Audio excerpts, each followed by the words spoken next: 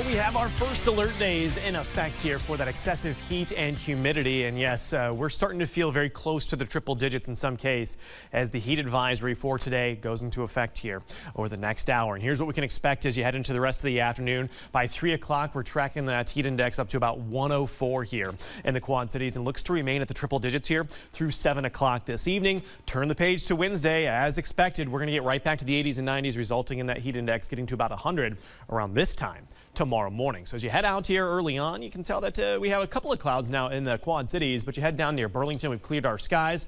A little bit of cloud cover lingering in our northernmost counties, but again, the big story here, the added humidity because of our maturing crops, whether it's corn or soybeans. It's using all that extra water from the ground and releasing it into the atmosphere. Of course, it peaks this time of year, and that is resulting in some dew points now that are in the mid to upper 70s from Muscatine to Washington down to Burlington.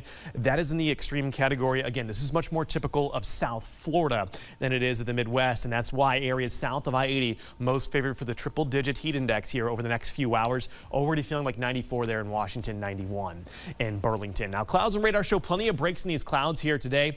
I think if the actual air temperature is able to get to about 90 degrees, we'll have that chance for some pop-up storms. But the ring of fire is something to watch here over the next couple of days, as I think we'll have some chances for some showers and storms maybe getting a little bit closer to our area. And even ExactTrack pops up a storm here around 3:45 in our southernmost counties as we're all in the 80s and 90s. Kind of letting it fall apart. Can't rule out maybe a stray shower here early Wednesday morning, but as we get into the afternoon, this is when I think we're going to have the peak of both the heat and humidity as we hit our highs in the mid-90s. This is probably the favorite time frame, as you can maybe feel between 105 and 110 here this week. Now, the reason we're trending a little cooler here as you head into Thursday, even though it says 94, a cold front enters the picture. So by midday on Thursday, some showers and storms may be ongoing out near Cedar Rapids, but notice these winds back towards Marshalltown and Waterloo turning to the north and west.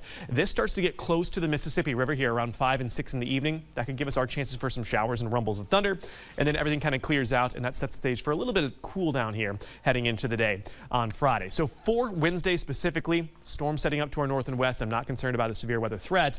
On Thursday, though, because storms arrive in the afternoon, I can't rule out maybe a couple of those producing some gusty winds. And of course, with any storm that develops, your excessive rainfall could lead to the potential for some flash flooding. So obviously, it's going to be a day-by-day case, but one thing's for certain, heat and humidity headline the weather here all the way into Thursday. Heading out on Saturday, we've dried things out. We're going to start off in the 70s in the morning, and the race steps off here at 8 a.m. just at the bottom here of Brady Street Hill. You're going to be in the mid-70s by 8. You're back to 80 degrees here by 10 o'clock, and it looks like we'll dry things out here into early next week.